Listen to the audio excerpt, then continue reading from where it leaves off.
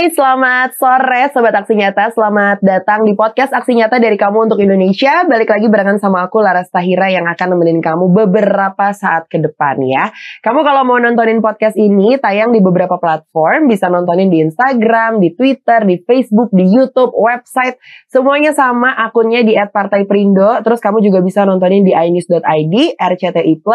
Terus bisa nontonin juga di manapun yang kamu mau. Pokoknya tinggal pilih aja semuanya itu ya. Dan untuk sore hari ini kita punya tema tentang strategi pembangunan ekonomi hijau dan ekonomi biru ala Ganjar Mahfud. Dan untuk membahas hal tersebut sudah hadir di studio podcast Aksi Nyata. Beliau adalah Wakil Deputi Bidang Y dan Z TPN Ganjar Mahfud, Kang Ahyar Al-Rashid. Sampurasun kalau Akang berarti. Lampes. Berarti Kang Ahyar ini ya. Asli mana Kang? Asli Bandung, tapi Senin sampai Jumat aktivitas Jakarta. Oh, weekend baru ke Bandung. Ya benar. Oh, menghindari macet Jakarta. Oh, ini baru datang dari Bandung. Oh iya benar. Berarti weekendan pulang ke Bandung gitu. Kerjanya di sini di Jakarta. Luar biasa. Ya, berarti sekarang kesibukan ngapain aja nih Senin sampai Jumat? Kalau weekend harusnya lagi sibuk juga ya kalau di masa-masa sekarang. Ya benar, ya Senin sampai Jumat sih memang di Jakarta ada aktivitas bisnis. Cuman ya karena plus sekarang tambahan kampanye, jadi ya 80% lah ini di soal-soal kampanye ini. Bahkan weekend juga ya? Ya benar, kalau memang ada jadwal shift-shiftan sama tim yang lain ya kita mau nggak mau dan harus mau gitu. Iya benar. Tapi sejauh ini seperti apa kampanye yang berlangsung? Yang sebelumnya sempat ikut juga atau ini baru pertama kali? Rasanya seperti apa? Nah kalau masuk tim resmi baru sekarang ya. Masuk tim baru sekarang. Jadi ngerasa banget sih anak muda itu kita khususnya di waktu yang pendek. Terus wilayah Indonesia luas. Pemilihnya juga banyak. Jadi sprintnya tuh bukan sprint lagi lah, super sprint gitu. Itu aja. Kayak kemarin dari Kalbar, Pontianak, terus ganti-gantian ada tim yang lain ke Merauke gitu-gitu sih. Ujung ke ujung. Ya, ujung-ujung gitu. Bener. Tapi ya namanya anak muda ya, sekarang kan udah banyak inovasi banget gitu ya. Jadi sekarang tim juga kayaknya lebih liar lagi ya kalau mau eksplor sesuatu ya dari sisi kampanyenya ya. Ya, benar-benar. Jadi karena anak muda dan udah terbiasa dengan teknologi ya, jadi setiap pagi itu jam 8 pagi itu kita selalu rapat dan itu pakai satu aplikasi gitu. Lebih memudahkan ya. Lebih memudahkan. Terus teman-teman yang memang punya ide kreatif dan inovasi apapun ya mereka udah bisa langsung ini aja implementasi aja kayak kira gitu sih. Tapi gimana sih ceritanya Kang Ahyar sampai akhirnya memilih untuk menjadi tim pemenangan Ganjar Mahfud sejauh ini yang sudah terlihat seperti apa? Memilih Pak Ganjar Mahfud tuh karena memang merasa ya gue banget ya, kita banget ya Ganjar Mahfud tuh gitu kan. Jadi sama kita juga latar belakangnya juga orang biasa-biasa aja, termasuk juga Pak Ganjar juga aktivis, saya secara pribadi juga aktivis.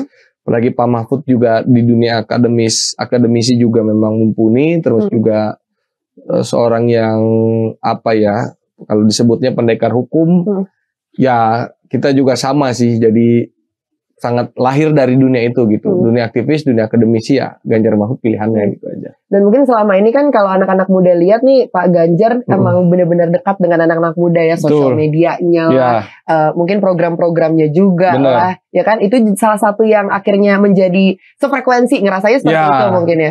Betul. Jadi Pak Ganjar tuh emang sosok yang kalau anak-anak sekarang sebut tuh Papa Able gitulah. Papa Able. Ya, jadi beliau tuh sangat, kalau kita nggak pernah ngobrol atau lihat Pak Ganjar ngomong, beliau tuh sangat apa ya, sangat ngayomin lah.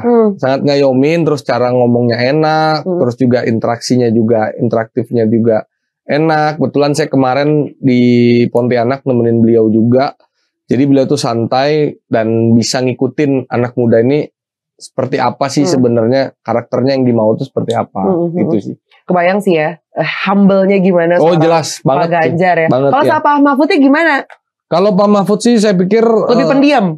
Kayak lebih kan kayaknya lebih wise lagi gitu. Tapi kombinasi bagus. Jadi Pak Mahfud itu kan kalau kita lihat tuh kayak ada aura gimana kayak gitu. tegas gitu orangnya. Ya, tapi justru ini kombinasi yang bagus.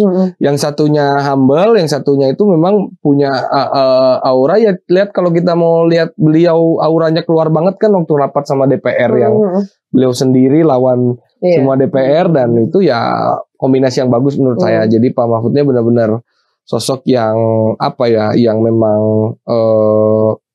menurut saya berani, terus juga beraninya juga punya dasar karena beliau juga akademisi ya. Iya. Nah, jadi di kombinasi melengkapi dengan Pak Ganjar yang sangat hangat, terus juga kalau ngobrol sama anak muda itu sangat super nyambung gitu. Jadi yang satu serius, yang satu humble. Nah, kira-kira gitulah. Ini kombinasi gitu hebat sih menurut. Kombinasi yang hebat, betul. Nah, tapi menurut Kang Ahyar sendiri ya, dalam upaya mewujudkan Indonesia Emas 2045.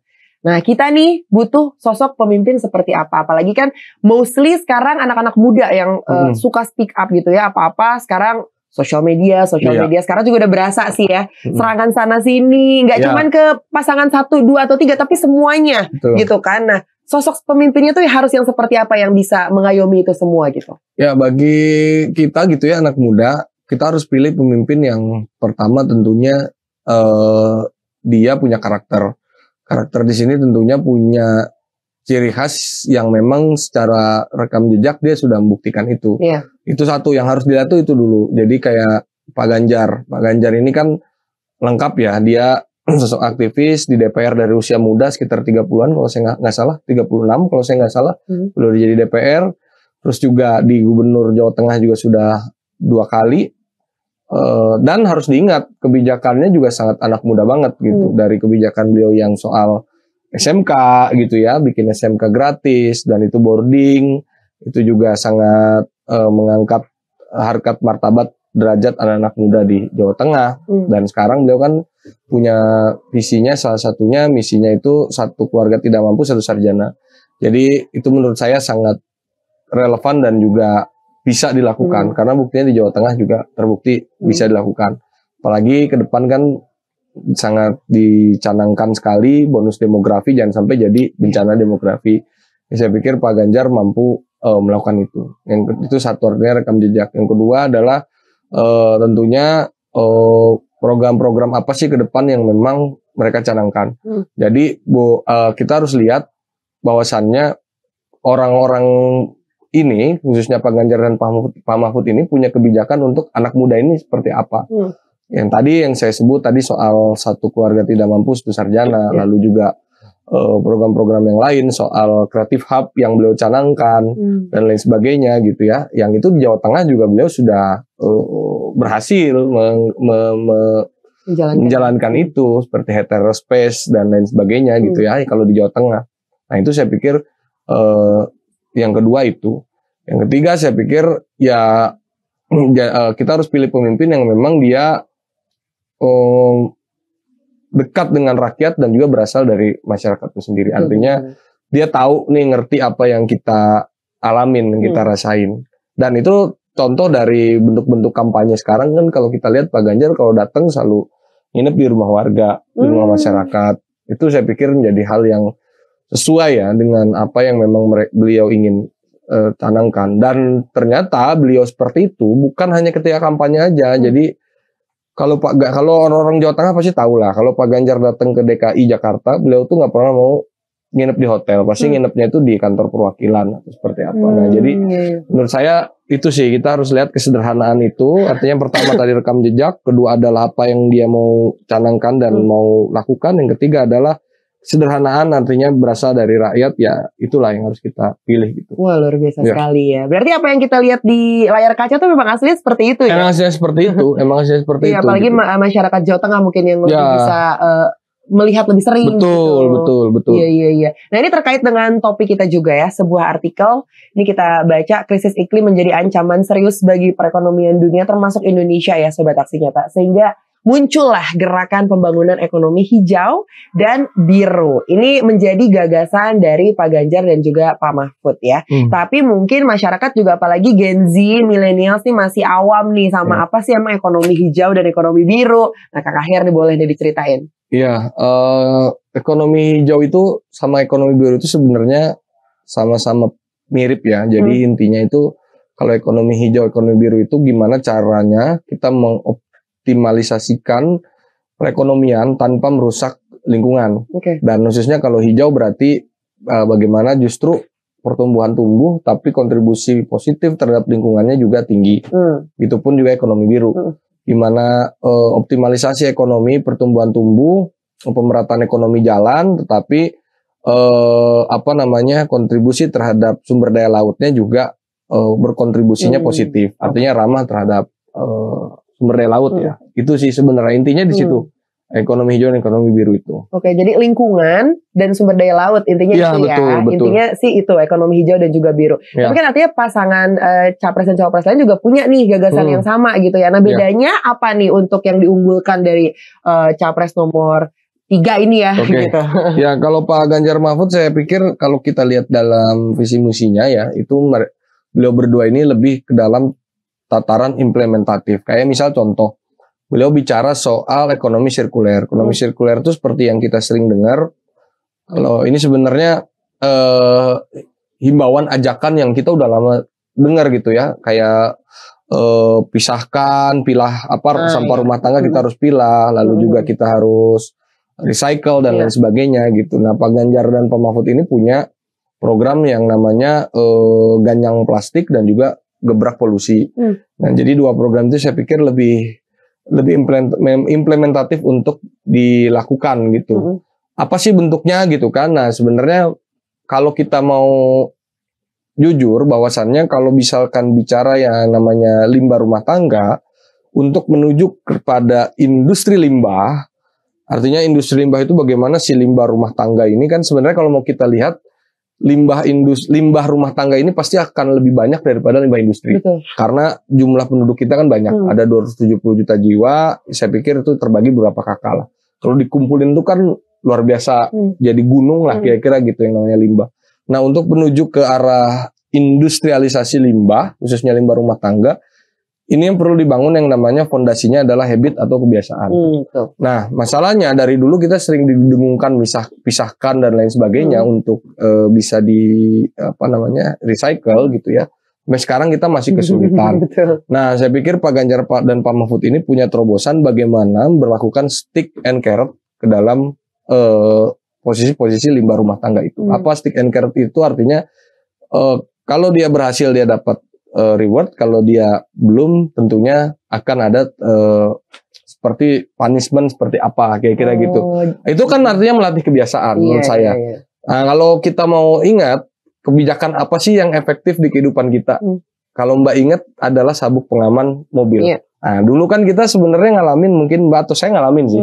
Dulu itu kita merasa acuh nggak acuh tuh dengan si sabuk pengaman. Nah ternyata itu jadi kebiasaan yang ubah habit masyarakat secara luas. Sekarang udah otomatis kita duduk kita pasti tarik. Nah Pak Ganjar dan Pak Mahfud ini akan memberlakukan program seperti itu. Misalkan contoh, coba bayangkan saya perhitungannya pasti nanti beliau dan tim khusus ketika beliau duduk ya yang akan meramu itu. Misalkan kenapa enggak sih misalkan orang yang memisahkan rumah tangga yang memisahkan sampah plastik dengan yang bukan itu misalnya dapat reward diskon listrik misalkan kayak gitu. Itu kan orang menarik juga sih diskon listrik apalagi bagi emak-emak, ibu-ibu, para rumah tangga yang tahu betul bapak-bapaknya juga sebenarnya gimana sih beban harian listrik itu. Punishment-nya. Nah, gitu kan. Jadi itu rewardnya misalkan. Punishment-nya apa nih? Kira gitu kan. Nah, itu yang akan dibuat agar habit ini bisa jalan dan sehingga ganyang plastik ini bisa kejadian gitu. Sebenarnya di zaman Presiden Jokowi ini udah bagus kayak saya lihat Indomart, Alfamart ya. Swalayan. Saya nggak boleh sebut merek. Udah disebut di awal. Itu sudah mulai berlakukan kantong yang kertas gitu ya. Atau kalaupun mau plastik harus beli. Itu menurut saya satu hal yang sudah baik. Nah, tinggal bagaimana ini digerek ke rumah tangga nih. Karena rumah tangga ini kan yang luar biasa. Komplek aja ada berapa biji gitu. Orang tinggal di desa-desa, di kota-kota tuh kan juga banyak sekali limbah yang dihasilkan dari situ. Betul. Itu sih. Sehari aja sampahnya udah kayak gimana ya dalam satu rumah aja. Apalagi ini, wah luar biasa deh. Tapi semoga deh itu bisa terlaksana ya. Tapi Betul. kan yang pasti ada tantangannya. Betul. Kita ngomongin safety belt jelas. aja tadi kan nggak sebentar ya progresnya menuju akhirnya semua orang sekarang tertib untuk memakai safety belt gitu. Jelas. Nah untuk memilah-milih sampah ini, kalau safety belt mungkin jelas di jalan raya bisa terlihat sama polisi di tempat gitu ya. Tapi kan kalau di rumah kita nggak pernah tahu gitu. Nah tantangannya seperti apa yang sudah dipikirkan sejauh ini? Tantangannya luar biasa sih, kayak bicara soal ekonomi hijau ini kalau kita contoh ya, misalkan Jerman itu dia shifting dari batu bara. Ini bicara industri yang gede ya, bukan rumah tangga. Dia shifting dari batu bara ke non batu bara itu butuh waktu 18 tahun. Lalu juga begitupun juga Malaysia yang saya baca dan juga di Thailand itu mulai seperti reward seperti itu. Jadi dia menggunakan aplikasi, bagi yang memisahkan dia akan dapat diskon dari perbelanjaan apa dan segala macam. Nah menurut saya tantangannya nggak mudah, butuh waktu yang cukup panjang karena ini menyangkut soal habit dan menyangkut dengan orang banyak. Tetapi kalau nggak dimulai ini akan susah. Iya betul. Artinya tetap aja yang namanya ekonomi hijau dan ekonomi biru ini tetap harus kita mulai dan juga kita lakukan. Khususnya peran pemerintah itu saya pikir kan ada yang ngomong nih, ini nanti pemerintah rugi dong, atau katakanlah kalau misalkan menyangkut dengan listrik bisa jadi rugi dong, misalkan dari reward terkait itu. Saya pikir hari ini pemerintah dalam sisi yang lain jangan selalu memikirkan untung rugi bagi kebaikan masyarakat dan negaranya, kira-kira gitu. Yang penting adalah bagaimana ini bisa berjalan. Toh juga yang namanya Indonesia kan dikatakan bahwasannya baru dalam fase negara yang industrialisasinya sedang tumbuh. Misalkan nikel, hilirisasi industri segala macam. Seperti yang Presiden Jokowi bilang, jangan sampai Uni Eropa untuk mendikte kita bahwasannya kita nggak boleh mengoptimalkan sumber daya alam kita. Itu betul, yes, saya pikir itu betul. Sehingga tapi satu sisi ini juga harus berjalan gitu masalahnya. Ya itulah jadi tantangan negara berkembang seperti Indonesia. Jadi semuanya harus paralel untuk itu. Apalagi kita target net zero emission carbon itu kan 2060 kalau saya nggak salah. Nah itu jadi tantangan kita, itu komitmen dunia. Gimana caranya Indonesia satu sisi lagi enak-enaknya nih mau jadi negara maju, tapi satu sisi kita harus shifting ke arah ekonomi hijau, ekonomi biru ini harus optimal itu sih. Dan makanya butuh pemimpin seperti Pak Ganjar dan Pak Mahfud yang betul-betul sosok yang sangat eksekutor, dan juga Pak Mahfud yang sudah hatam lah, saya pikir beliau soal aturan dan segala macam tata kelola pemerintahan sudah sangat hatam. Jadi tinggal langsung go bikin kebijakan apa kira-kira gitu. Dan kita tugas anak-anak muda nih yang harus bisa menjalankan dan memberikan contoh, karena kan kalau hal-hal seperti itu tuh biasanya ini ya nular gitu. Jadi tetangganya bisa ikutan dan akhirnya bisa terjadi dengan cepat lah untuk bisa tidak non emisi di Indonesia ini gitu ya. Nah terakhir Kang Ahyar, ini terutama buat anak-anak muda ya, milenial dan juga Gen Z, apa yang pengen disampaikan mungkin terkait dengan ekonomi hijau dan biru tadi? Oke, menurut saya teman-teman milenial dan Gen Z gitu ya, terkait dengan ekonomi hijau dengan ekonomi biru ini, kita harus mulai untuk mendekatkan diri kita ke arah ekonomi hijau dan ekonomi biru ini. Kenapa? Karena Indonesia ini negaranya luas, daratannya luas, lautannya apalagi super luas. Jadi kalau kita banyak beraktivitas, melakukan ide-ide kita di dua bidang ini, yakinlah saya pikir kesejahteraan dan kelestarian bagi lingkungan dan juga diri kita itu juga akan abadi. Nah, gitu. Jadi artinya semua harus berpikir ke arah sini gitu. Misalkan, dan ini juga dibuktikan dengan negara lain yang memang sudah sukses. Misalkan China dengan China Emission Trading Systemnya, dia udah berhasil membangun pasar karbon dalam negeri. Nah, anak muda ini jangan ketinggalan gitu. Jangan sampai nanti ketika pasar karbon yang udah rame, kita ketinggalan. Dan ini kan pasti akan sangat familiar dengan yang namanya teknologi informasi dengan teknologi digital gitu. Soal carbon trading dan lain sebagainya. Belum lagi soal ekonomi birunya dan lain sebagainya. Dari itu, anak-anak muda harus mendekatkan diri ke ekonomi hijau dan ekonomi biru. Karena itu adalah sumber penghidupan kita, bangsa Indonesia, sampai anak cucu kita di masa yang akan datang. Itu aja. Yes, dan tentunya ini berkaitan dengan Partai Perindo ya. Campaign aksi nyata dari kamu untuk Indonesia juga relate dengan movement yang dijalankan, yaitu adalah produktif, solutif, modern, bersih, berintegritas, peduli, dan juga turun tangan untuk Indonesia sejahtera. Nah, buat kamu anak-anak muda yang pengen gabung bersama Partai Perindo, kamu tinggal masuk aja ke websitenya di www.partaiperindo.com, atau kalau mau lebih simple, lebih ringkes gitu ya, kamu download aplikasi Partai Perindo. Nih, tinggal scan barcode di sini, jeng-jeng. Kalau misalnya udah nih, ya udah kamu tinggal download aja aplikasi Partai Perindo-nya ya. Kang Ahyar, terima kasih banyak sekali lagi Sama-sama. sudah mampir ke podcast Aksi Nyata. Semoga bisa memberikan banyak insight ya untuk Sobat Aksi Nyata di rumah, Gen Z dan juga millennials. Dan tentunya terima kasih untuk Partai Perindo yang selalu bergerak dengan Aksi Nyata. Semoga Partai Perindo semakin sukses dan juga maju terus untuk Indonesia sejahtera. Salam Aksi Nyata dari kamu untuk Indonesia. Laras Tahira pamit dulu, kita ketemu di episode selanjutnya. Dadah. Marilah seluruh rakyat Indonesia, arahkan pandanganmu ke depan. Raihlah mimpimu bagi nusa bangsa, satukan tekad untuk masa depan. Pantang menyerah, itulah pedomanmu. Hentaskan kemiskinan cita-citamu, rintangan tak menggentarkan dirimu. Indonesia maju, sejahtera tujuanmu, nyalakan api semangat perjuangan. Dengunkan gema, nyatakan persatuan.